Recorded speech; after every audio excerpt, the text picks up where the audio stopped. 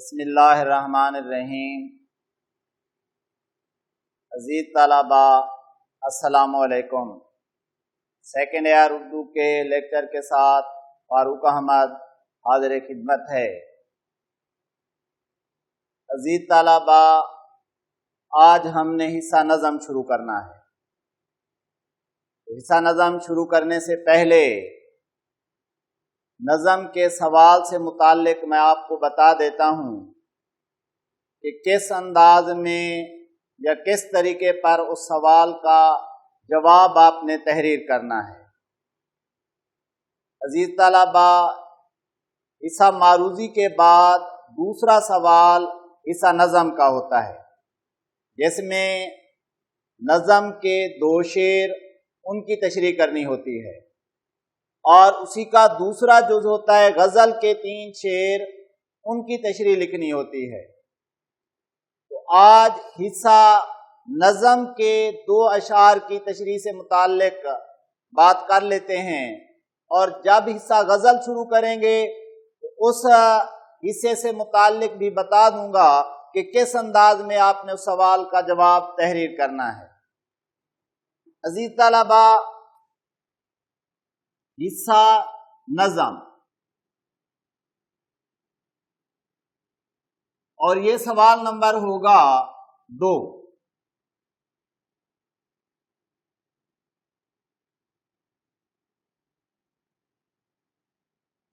اور جز الف، اس میں سوال یوں لکھا ہوا ہوگا کہ درج ذیل اشعار کی تشریح لکھیں۔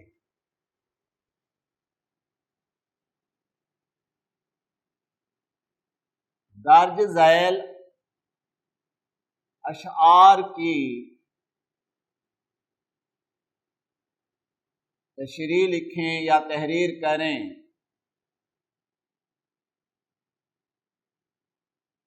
اور اسی سوال کا دوسرا حصہ یہ ہوگا کہ نظم کا عنوان اور شاعر کا نام بھی تحریر کریں۔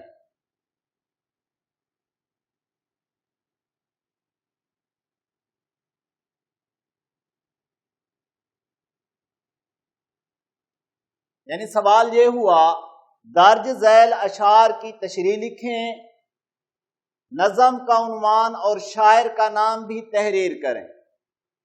نمبروں کی تقسیم یوں ہوگی: 1 + 1 + 8 برابر ہے 10 کے۔ یعنی یہ 10 نمبر کا کوئسچن ہوگا، 10 نمبر کا سوال ہوگا۔ اور اسی سوال کو آپ نے ایک یہ سمجھنا ہے کہ 1 نمبر ہے شاعر کے نام کا، 1 نمبر نظم کے عنوان کا، اور 8 نمبر جو ہیں 2 اشعار کی تشریح کے۔ نظم کے اشعار کی تشریح آپ ایک ساتھ بھی لکھ سکتے ہیں، کیونکہ نظم ایک خیال کو لے کر چل رہی ہوتی ہے۔ یعنی جو ٹاپک، جو عنوان آپ کو دیا گیا ہے نظم میں، اسی یا نظم کا عنوان رکھا گیا ہے، بنایا گیا ہے، تو نظم اسی کو لے کر چلے گی، سارے اشعار اسی کے متعلق ہی ہوں گے۔ مثال کے طور پر نظم کا عنوان ہے برسات، تو برسات سے متعلق ہی اشعار اس نظم کے اندر موجود ہوں گے، اور اسی ایک موضوع سے متعلق ربط رکھتے ہوں گے۔ حمد ہے تو حمد سے متعلق اشعار ہوں گے، نعت ہے تو نعت سے متعلق اشعار ہوں گے۔ یعنی کوئی سا بھی عنوان ہے نظم کا تو اس عنوان سے متعلق ہی اشعار ہوتے ہیں۔ تو اس لیے نظم کے اشعار کی تشریح ایک ساتھ بھی کی جا سکتی ہے۔ اور بعض اوقات ممتحن یوں نمبروں کی تقسیم دے دیتا ہے: 1 + 1 + 4 + 4 برابر ہے 10 کے۔ تو اس وقت آپ کو چاہیے کہ آپ نظم کے اشعار کی تشریح جدا جدا لکھیں۔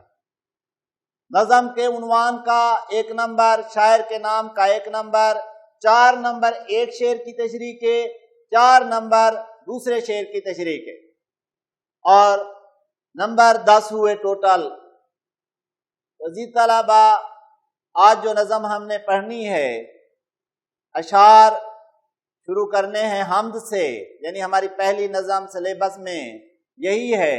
طریقہ کار یہ ہے نظم کو حل کرنے کا یا نظم کے اشعار کی تشریح کرنے کا کہ آپ پہلے لکھیں نظم کا عنوان۔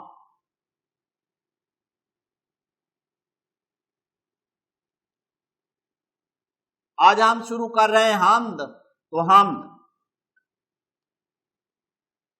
نظم کا عنوان ہمیشہ وہی لکھیں جو آپ کی پنجاب ٹیکسٹ بک بورڈ والی کتاب میں لکھا ہوا ہے، اپنی جانب سے کوئی تبدیلی اس کے اندر نہیں کرنی۔ یعنی ہم اس کو حمد مبارک نہیں لکھ سکتے، حمد شریف نہیں لکھ سکتے، اپنی جانب سے کوئی اور لفظ اس کے اندر ایڈ نہیں کر سکتے، جمع نہیں کر سکتے، بڑھا نہیں سکتے۔ شاعر کا نام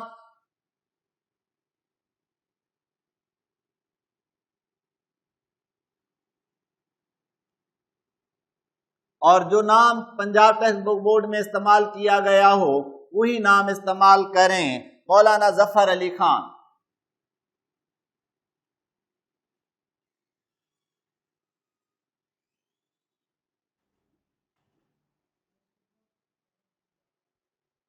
بیٹا نظم کا عنوان حمد، شاعر کا نام مولانا ظفر علی خان۔ اس کے بعد آپ نے لکھنا ہے مفہوم۔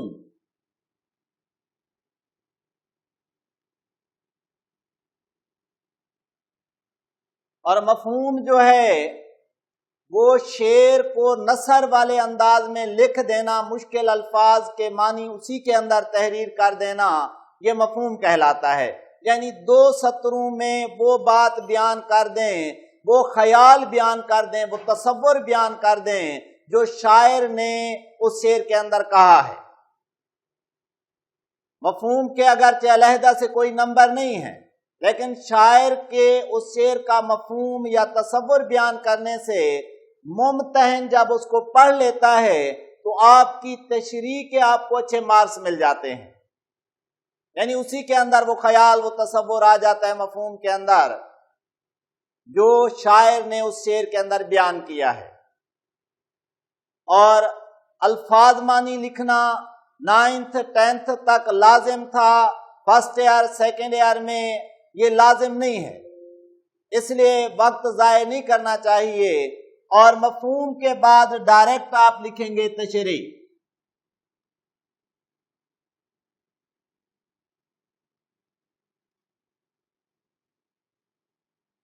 اور جب آپ تشریح لکھ رہے ہوں تو کم از کم آپ کی تشریح، ایک شعر کی تشریح کم از کم 2 پیج ہونی چاہیے۔ یعنی اس سے زیادہ لکھیں، اس سے کم نہ لکھیں۔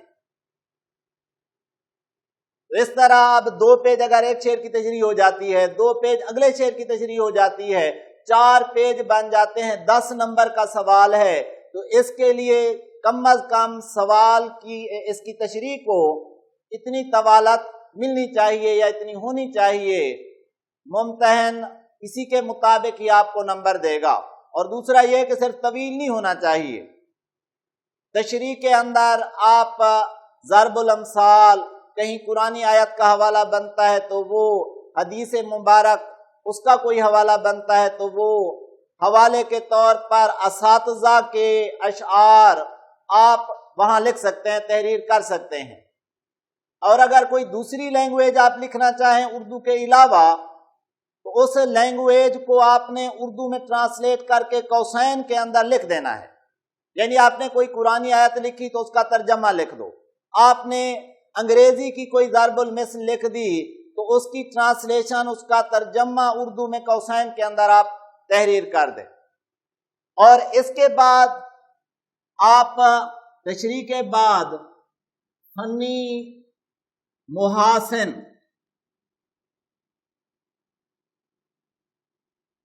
یا اسی کو آپ کہہ سکتے ہیں تبصرہ، یا اسی کو آپ کہہ سکتے ہیں محاسن و معائب،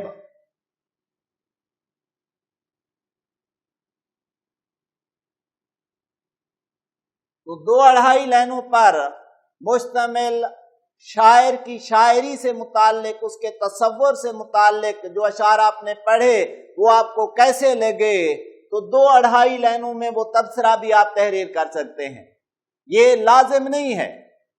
लेकिन मुमतहिन को मुतासिर करता है कि एक बच्चा जिस शायर की शायरी पढ़ रहा है, तहरीर कर रहा है, लिख रहा है, वो उसकी शायरी के फन से भी आगाह है और जानता है उसे ये शेर कैसा लगा है। तो जी तलबा, आज हम्द के पहले शेर से शुरू करते हैं।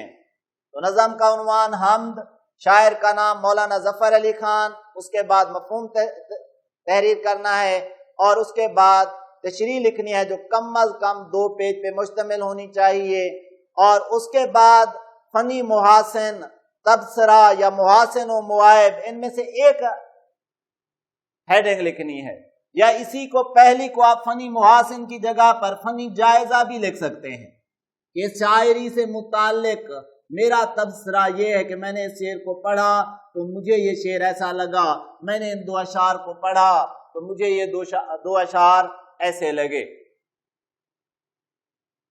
तो जी तलबा, शेर नंबर 1,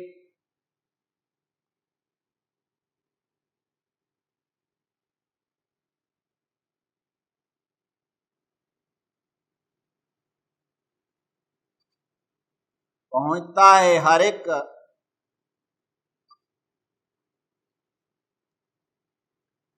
मैं कश के आगे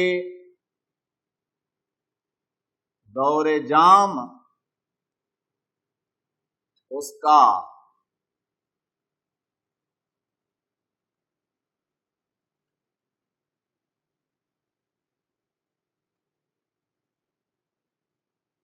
किसी को तिश्ना लब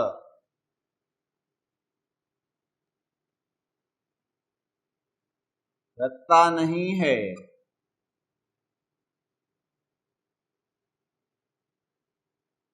लुत्फ़े आम उसका। तो जी तलबा, ये पहला शेर मैंने तहरीर कर दिया कि पहुंचता है हर एक मैकश के आगे दौरे जाम उसका, किसी को तिश्ना लब रखता नहीं है लुत्फ़ आम उसका। किताब पर तिश्ना ते पे ज़बर लगी हुई है, तशना लिखा हुआ है, लफ्ज तिश्ना है, तिश्ना कहते हैं प्यासे को। ये हम्द का पहला शेर, इसमें जो मुश्किल अल्फाज हैं, पहुंचता है एक मैकश, मैकश कहते हैं शराब पीने वाले को।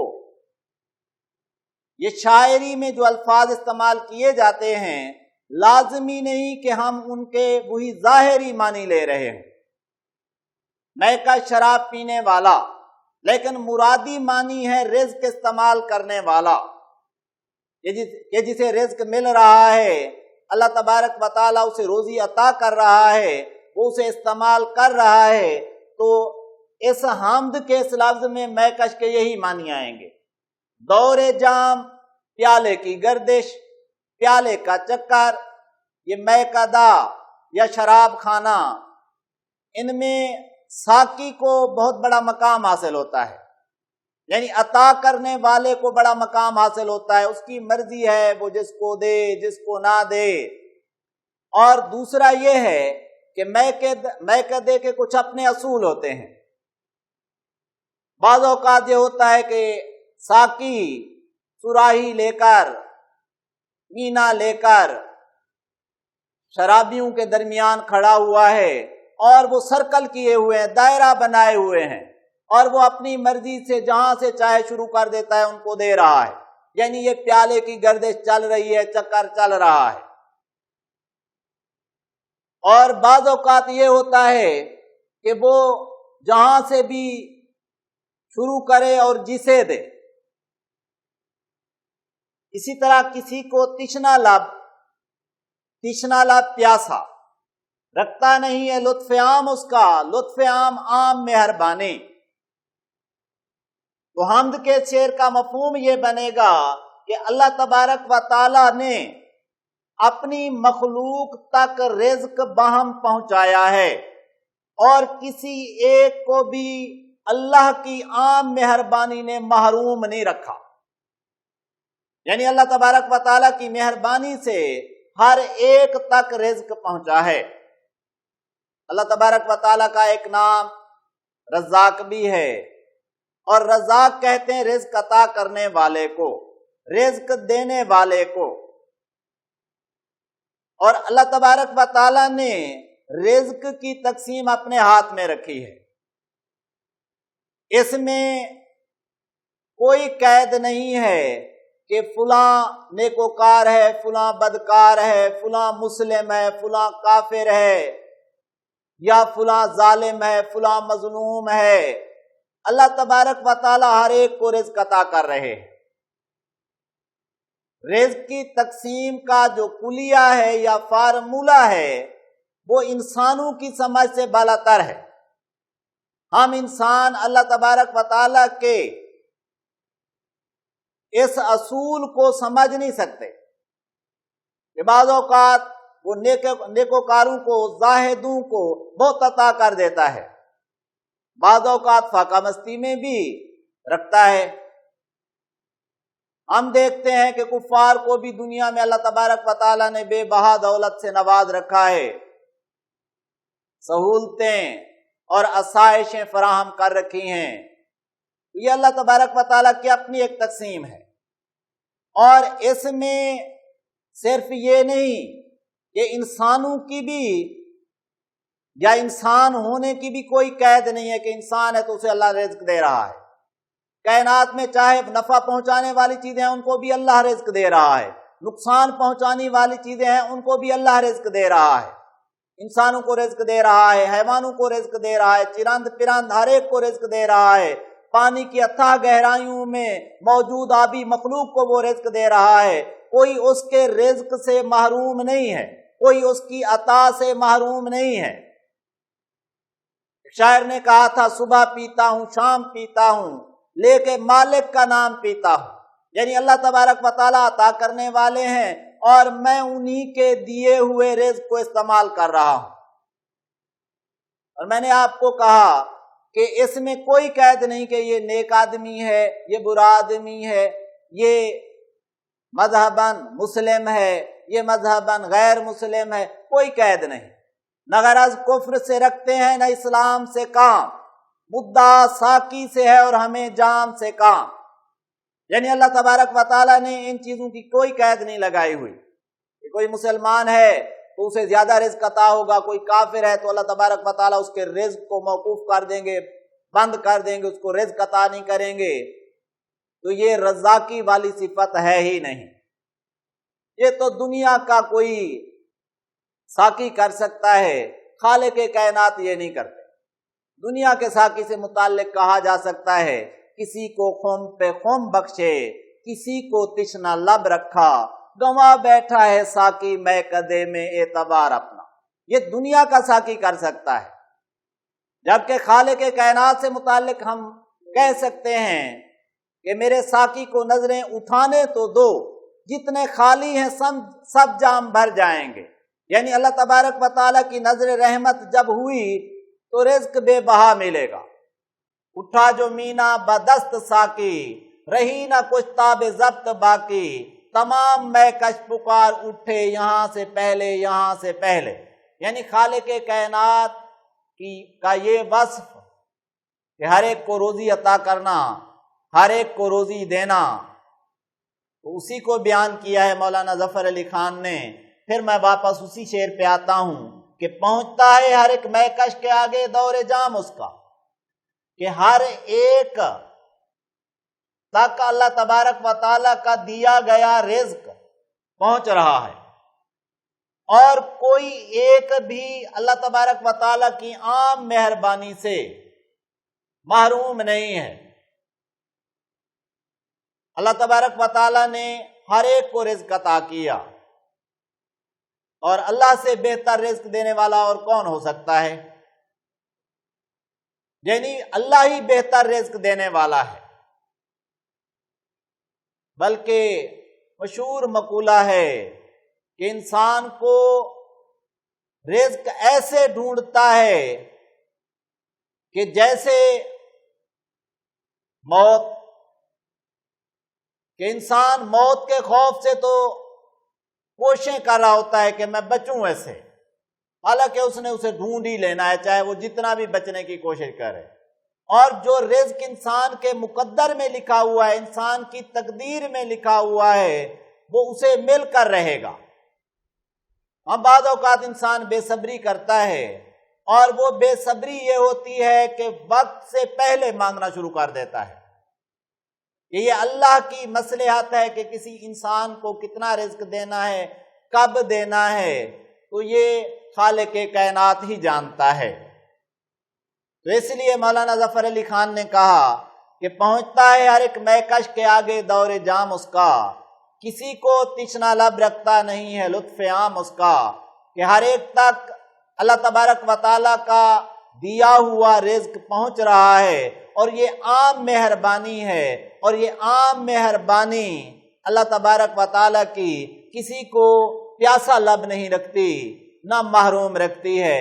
اللہ تو وہ رازق ہے جو پتھر میں موجود کیڑے تک بھی رزق پہنچا رہا ہے، کہ بظاہر کوئی ایسا چانس، کوئی ایسا موقع نظر نہیں آتا کہ اس سمت سے یہ رزق اس کیڑے تک پہنچ رہا ہے۔ پتھر کو جو توڑا جائے تو اس کے اندر زندہ کیڑے دیکھے جا سکتے ہیں، تو وہاں کون اسے رزق دے رہا ہے؟ تو وہ اللہ کے علاوہ اور کوئی ہو ہی نہیں سکتا۔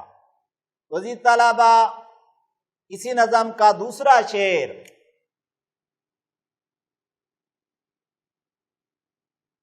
شعر نمبر 2،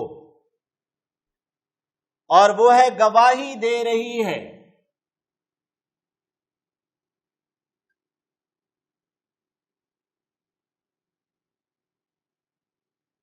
گواہی دے رہی ہے اس کی یکتائی پہ ذات اس کی،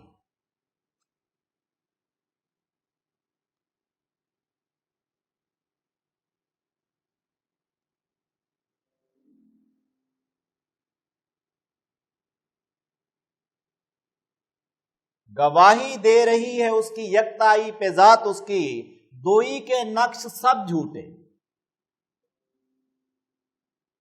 دوئی کے نقش سب جھوٹے،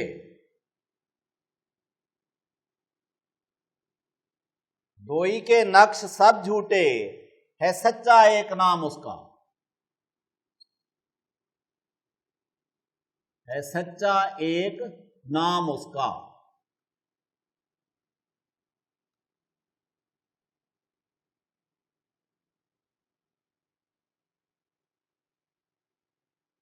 گواہی دے رہی ہے اس کی یکتائی پہ ذات اس کی، دوئی کے نقش سب جھوٹے، ہے سچا ایک نام اس کا۔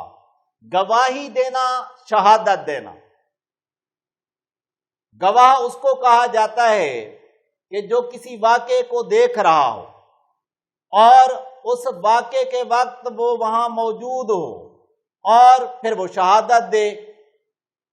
یکتائی، یکتا ہونا، بے مثل ہونا، بے مثال ہونا، واحد ہونا، بے نظیر ہونا، کہ اس کی کوئی اور مثل نہ ہو تو وہ یکتا کہلاتا ہے، اکیلا، تنہا۔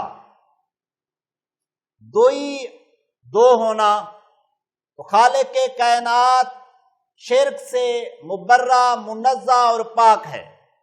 دوئی کے نقش، نقش کہا جاتا ہے علامت کو، نشان کو، سب جھوٹے، یعنی اگر کوئی دوسرا ویسا بننے کی کوشش کرتا ہے تو وہ جھوٹا ہے، باطل ہے، اور اگر کوئی سچا نام ہے تو صرف اللہ کا۔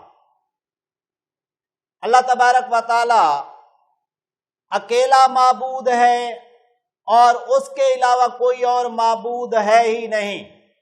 ہمیں کلمہ طیبہ میں یہی سکھایا جاتا ہے، لا الہ الا اللہ، کہ اللہ تبارک و تعالیٰ کے سوا کوئی دوسرا معبود ہے ہی نہیں۔ اللہ تبارک و تعالیٰ نے قرآن مجید کی سورہ اخلاص کے اندر توحید کو بیان کر دیا۔ اس پر بات کرتے ہیں، پہلے میں شعر کا مفہوم بتا دیتا ہوں کہ اللہ تبارک و تعالیٰ کے ایک ہونے پر اس کی اپنی ذات گواہی دے رہی ہے، اللہ تبارک و تعالیٰ کے ایک ہونے پر اس کی اپنی ذات گواہی دے رہی ہے، دوسرا اس جیسا کوئی ہے ہی نہیں۔ تو سچا نام کس کا ہوا؟ اللہ تبارک و تعالیٰ کا، یعنی وہ حقیقی معبود ہے، اس کے علاوہ کوئی اور معبود یا عبادت کے لائق ہے ہی نہیں۔ تو اللہ تبارک و تعالیٰ یکتا، بے مثل، بے مثال، اس کی نظیر ہے ہی نہیں۔ اور جب اللہ تبارک و تعالیٰ نے توحید کو قرآن مجید میں بیان کیا تو انہی وصفوں کے تحت بیان کیا، انہی اوصاف کے تحت بیان کیا۔ قرآن مجید کی سورہ اخلاص، اللہ تبارک و تعالیٰ نے سورہ اخلاص میں کہا بسم اللہ الرحمن الرحیم، اللہ کے نام سے شروع جو بڑا مہربان نہایت رحم کرنے والا ہے۔ قل هو اللہ احد، یعنی اے محبوب علیہ السلام کہہ دیجئے، یعنی خلق کو بتا دیجئے، مخلوق کو بتا دیجئے وہ اللہ ایک ہے، یعنی اللہ ایک ہے ہر چیز میں، اپنی ذات میں بھی، اپنی صفات میں بھی، اپنے افعال میں بھی اور عبادات میں بھی۔ اس کی ذات جیسی کسی کی ذات نہیں ہے، اس کی صفات جیسی کسی کی صفات نہیں ہیں، اور اس کے کاموں جیسے، افعال جیسے کسی کے کام نہیں ہیں، اور عبادت کے لائق بھی صرف وہی ذات ہے۔ قل هو اللہ احد، یعنی اے محبوب علیہ السلام کہہ دیجئے وہ اللہ ایک ہے۔ اللہ الصمد، اللہ بے نیاز ہے، بے نیاز اس کو کہتے ہیں جسے احتیاج نہ ہو، جسے ضرورت نہ ہو۔ لم یلد ولم یولد، نہ وہ کسی کی اولاد ہے نہ اس کی کوئی اولاد ہے۔ ولم یکن لہ کفوا احد، اور کوئی ایک بھی اس کائنات میں اس کی ہمسری کرنے والا، اس کی برابری کرنے والا ہے ہی نہیں۔ تو اس لیے مولانا ظفر علی خان نے کہا کہ اللہ تبارک و تعالیٰ کی اپنی ذات ہی اس بات کی گواہ ہے، اللہ کی اپنی ہستی ہی اس بات کی گواہ ہے کہ اللہ کے علاوہ اگر کوئی دوسرا فرعون بن کر، نمرود بن کر خدائی دعوے دار بنا ہے تو وہ جھوٹا ہے، اور صرف سچی ذات اللہ تبارک و تعالیٰ کی ہے۔ نمرود نے جب دعویٰ کیا کہ میں ہی الہ ہوں، میں ہی معبود ہوں، میں ہی خدا ہوں، میں ہی بڑا ہوں، تو ابراہیم علیہ السلام نمرود کے دربار میں کہہ رہے تھے کہ میرا خالق تو وہ ہے کہ جو زندگی کا مالک ہے، جو موت کا مالک ہے۔ تو وہ کاما کل یہ بات نہ سمجھا، اور اس نے اس بات کو غلط روپ دے کر ایک آزاد آدمی کو پکڑوا کر قتل کروا دیا، اور کہا دیکھو میں موت دے سکتا ہوں، اور ایک موت کا قیدی تھا اسے رہا کروا دیا، اور کہا دیکھو کہ جسے موت ملنی تھی میں نے اسے زندگی عطا کر دی۔ حضرت ابراہیم علیہ السلام سے اللہ تبارک و تعالیٰ نے کہا کہ آپ نمرود سے کہیں کہ میرا رب مشرق سے سورج کو نکالتا ہے، مغرب میں غروب کرتا ہے، اور اگر تو خدا ہے، خدائی کا دعوے دار بنا ہوا ہے، تو یوں کر کے اس کے برعکس کر، اس کے الٹ کر، مغرب سے سورج کو نکال اور مشرق میں اسے غروب کر۔ تو اب نمرود یہ نہیں کر سکتا تھا۔ تو جب جھوٹا کوئی دلیل نہ دے سکے، کوئی ثبوت نہ لا سکے، پھر اس کا وتیرہ یہ ہے، اس کا طریقہ یہ ہے کہ وہ ظلم کرنے پر اتر آتا ہے۔ اس نے ابراہیم علیہ السلام کے خلاف ظلم کرنے کی ٹھان لی اور انہیں آگ میں پھینکوایا۔ یہ اور بات کہ اللہ تبارک و تعالیٰ نے اس آگ کو سلامتی والی اور ٹھنڈا بنا دیا۔ وزیر طلبہ کوئی دوسرا دعوے دار ہے تو وہ جھوٹا ہے، یعنی الہ ہونے کا دعوے دار ہے، معبود ہونے کا دعوے دار ہے، خدا ہونے کا دعوے دار ہے، چاہے وہ نمرود کی صورت میں ہو، چاہے وہ فرعون کی صورت میں ہو، وہ جھوٹا ہے۔ اللہ تبارک و تعالیٰ اپنی ذات کے حوالے سے بھی یکتا، بے مثل، بے مثال، کہ اس جیسی ذات، اس جیسی ہستی کسی اور کی ہے ہی نہیں۔ اس لیے ایک شاعر نے کہا ہے کہ خدایا اول و آخر بھی تو ہے، خدایا ظاہر و باطن بھی تو ہے، یعنی تیرے علاوہ نہ کوئی پہلا ہے نہ کوئی آخری ہے، نہ کوئی ظاہر ہے نہ کوئی چھپا ہوا ہے۔ تیری ذات ظاہر بھی ہے، तेरी जात छुपी हुई भी है और तू सबसे अव्वल भी है और तू सबसे आखिर भी है। और अव्वल भी ऐसा अव्वल के जिसकी अव्वल नहीं है। ये अव्वल और आखिर वक्त हैं। अल्लाह ने औकात को तख्लीक किया है तो अल्लाह अपनी मखलूक का पाबंद नहीं है। ये वक्त हमारे लिए है, अव्वल भी आखिर भी। अल्लाह ऐसा अव्वल है कि उसकी अव्वल नहीं है, अल्लाह ऐसा आखिर है कि उसकी आखिर भी नहीं है। यानी इससे आगे नहीं सोच सकते हम। वो जितने औसाफ रखता है उसके वो जाती हैं, कदीम है, उसके अपने हैं और उनको बका हासिल है, वो कभी भी खत्म होने वाली नहीं है। अल्लाह तबारक व तआला की जात ने ही इस बात को साबित कर दिया कि गवाही दे रही है उसकी यकताई पे जात उसकी, दोई के नक्श सब झूठे है, सच्चा एक नाम उसका। कि अल्लाह तबारक व तआला की जात ही इस बात की गवाह है, इस बात की शहादत दे रही है कि शिर्क मतरूक ठहरा, कि कोई भी शिर्क करके अल्लाह तबारक व तआला की जात के साथ किसी को साझेदार और शरीक नहीं बना सकता, क्योंकि अल्लाह की जात जैसी किसी और की जात है ही नहीं। ना उसकी जात में, ना उसकी सिफात में, ना उसके अफआल में और ना इबादात में। 1,24,000 कमोबेश पैगंबर आए तो सब ने तौहीद का ही दर्स दिया है। ये एक सजदा जिसे तू गिरा समझता है, 1000 सजदे से देता है आदमी को निजात।